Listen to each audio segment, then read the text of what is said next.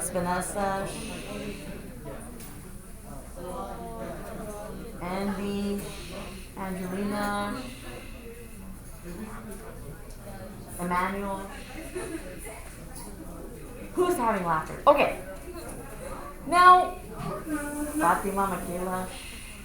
Now, obviously, your arms and legs, very easy to flip. Just like getting a sock out of the dryer.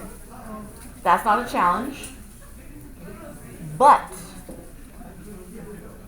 the body is where it's going to, I don't want to say it's going to be hard. It's like slightly difficult. But it's usually where my students get crazy again. Question to the class. What are these? The neck. A lot of my students think this is where the arms are supposed to go. It's the neck. Not everyone did these. That's totally fine. You don't have to. I wanted the head to be big, then the neck, then the body.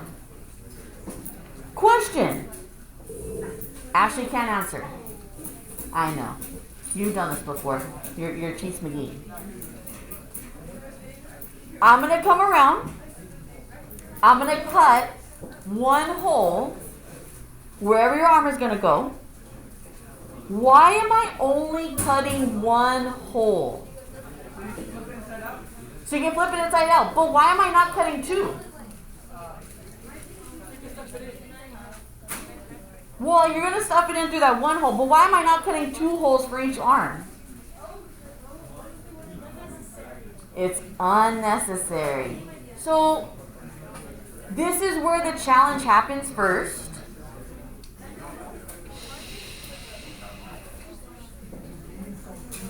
Alan. So the challenge happens is, I'm going to come around. I'm going to ask you where one of your arms is going to go. I'm going to cut a hole. And then someone in this class is going to be like, oh no, Miss Archunde didn't cut the other hole for the other arm. I'll cut it. You don't need to. That hole is only to flip and stuff. It's only to flip and stuff. So you'll tell me where an arm is going to go. I'm going to cut it like I'm cutting right now. Now, here is another area where my students start to lose their minds. Fatima. When I cut the hole, it's going to be very, very small. Why do my students get really crazy? Because the hole is so small. Like, why do you think? Like, I'm going to do this to you, basically. It's hard to flip, hard to see. Yes. Here's why. I cut it really small. When you go to flip, your sock is going to tear. It's going to tear. It's going to get bigger. The hole's going to get a lot larger. And that is okay. It's going to take a little persistence, take some time, but this is going to get even bigger. You see, it's already a lot bigger than what I started with.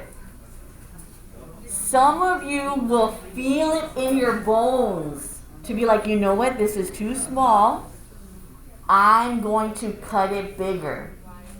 The downside, obviously, you can do that, but even though it's going to be a little bigger, your sock will continue to rip all down the side.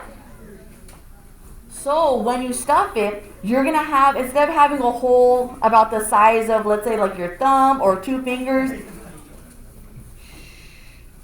the hole is going to be like this big.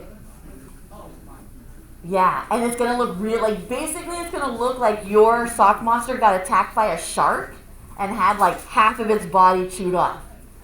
I'm going to cut a small hole. Let the sock rip on its own. If you cut the hole larger, it will still rip. It doesn't really matter if it's easier to flip or not. It's still going to rip on its own. And that's what we don't want to happen.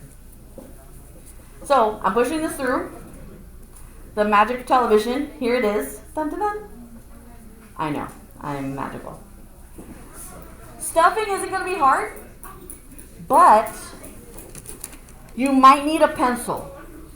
Sometimes, depending on your pieces, especially like the head, because I gave it a neck, I might put stuffing in here and then use the pencil just to like move the stuffing around. So this is also an option. It's up here on my table. Lastly, by a show of hands. So raise your hand. No, not yet. Is anyone gonna add Beanie Baby beads so that way their sock monster can sit and or stand? Okay, there's a couple of you. This is what you're gonna do. I have the beads, and I have a lot of them. I have more than this. The downside of the Beanie Baby beads, you can't just fill them into the sock monster.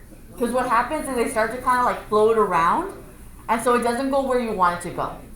So what you guys will do is make a little pouch. You guys can come up and see this later. It's filled with these little beads, and this pouch will go in and like become a weight. So that way, if you want your sock monster to sit, this pouch is filled with the beads.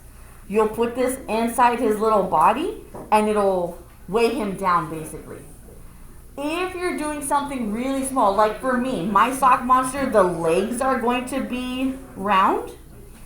Because they're already going to be this big, the whole thing will be filled with beads. Really, this little pouch is only if you want the weight in the body. If you're making the legs heavy, the feet heavy, then it'll be a little bit different. So what you're going to do right now, I'm going to come around, I'm going to cut the hole, right? You have to check your stitches. You have to check your stitches. You can see my stitches because I used the wrong thread on purpose.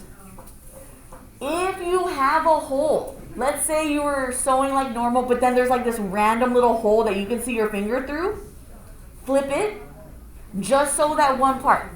You don't have to sew the whole thing again. Just sew where that hole was, and then you'll be fine. Then you flip it, then you stuff it. Okay? All of our stuffing is here in the front. This is not a trash can. It's our stuffing. I have a lot of stuffing. You just gotta let me know when this bag runs out so I can get more from the back. I have tons. Okay? But it'll be here. Here for you when you're ready. I'm gonna come around right now. I'm going to cut the hole. Once I do, check your stitches. You don't want this. Oh. I know, censored right now. Don't look. Just look real quick. Wait, get your mind out of the gutter and back on the curb. Many students have this problem. Check your stitches. Just kind of flip and then check. Do I have any weird gaps? Do I need to fix anything?